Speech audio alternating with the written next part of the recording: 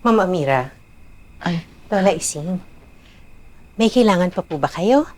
ay, wala naman. Salamat, Magnolia. Sige.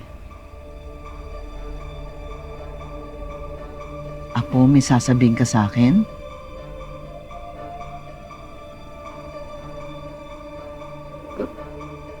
Wala po lang. Sige.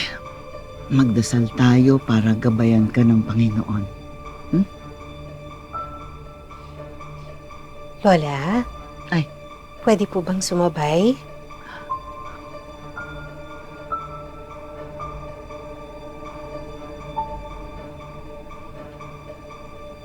Marami po kasi akong kailangan ipagdasal eh.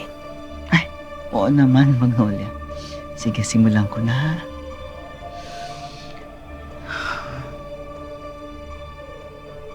Panginoong Diyos, gabayan niyo po ang aking apo sa lahat ng kanyang iniisip, sinasabi at ginagawa. Protektahan niyo po siya sa masasamang pwersa na maaaring magdala sa kanya sa kapahamakan.